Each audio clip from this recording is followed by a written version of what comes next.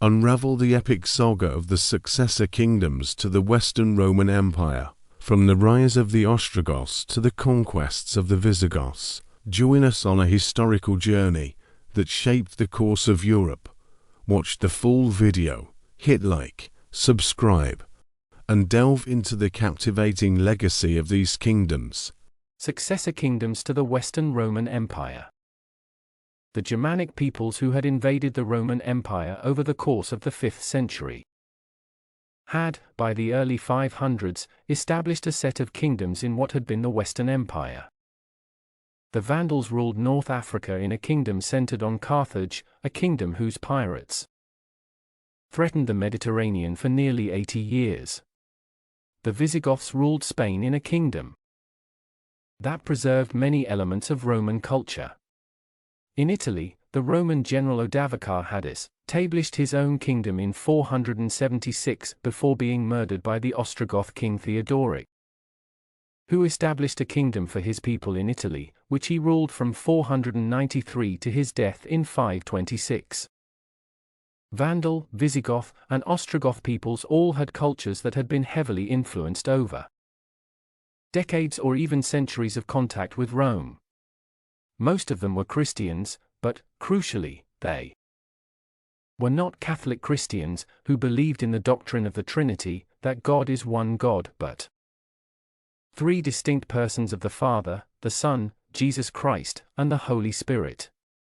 They were rather Arians, who believed that Jesus was lesser than God the Father. Most of their subjects, however, were Catholics. The Catholic Church increasingly looked to the Bishop of Rome for leadership.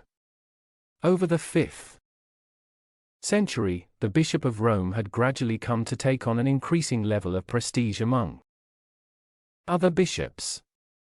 Rome had been the city where Peter, whom tradition regarded as the chief of Christ's disciples, had ended his life as a martyr.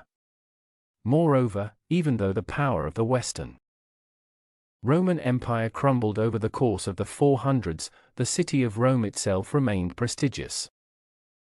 As such, by the 4th and 5th centuries, the bishops of Rome were often given the title of Papa, Latin for father, a term that we translate into pope.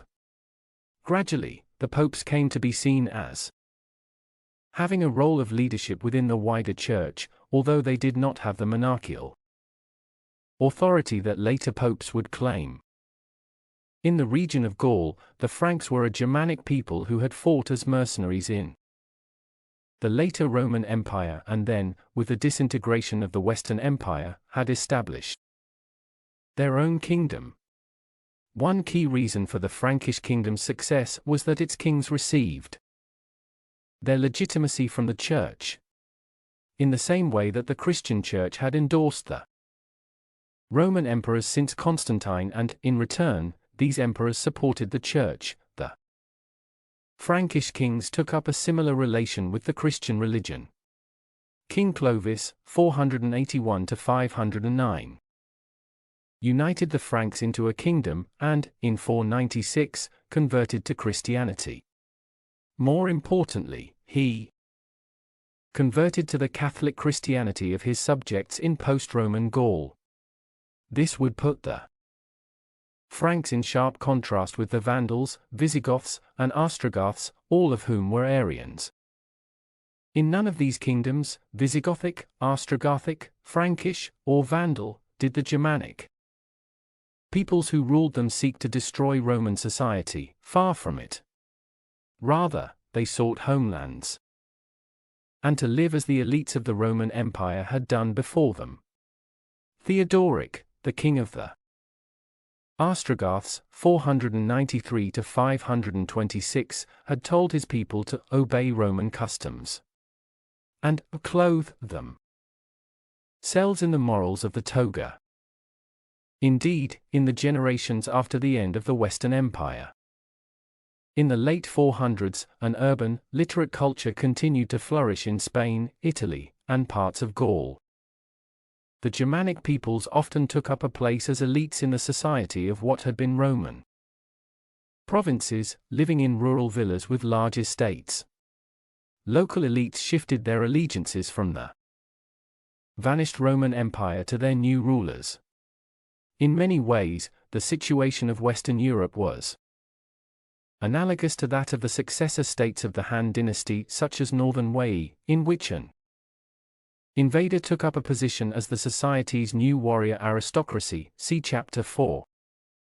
But even though the Germanic kings of Western Europe had sought to simply rule in the place of, or along with, their Roman predecessors, many of the features that had characterized Western Europe under the Romans, populous cities, a large, literate population, a complex infrastructure of roads and aqueducts, and the complex bureaucracy of a centralized state, vanished over the course of the 6th century. Cities shrank drastically, and in those regions of Gaul north of the Loire River, they nearly all vanished in a process that we call ruralization. As Europe ruralized and elite values came to reflect warfare rather than literature, schools gradually vanished, leaving the church as the only real institution providing education.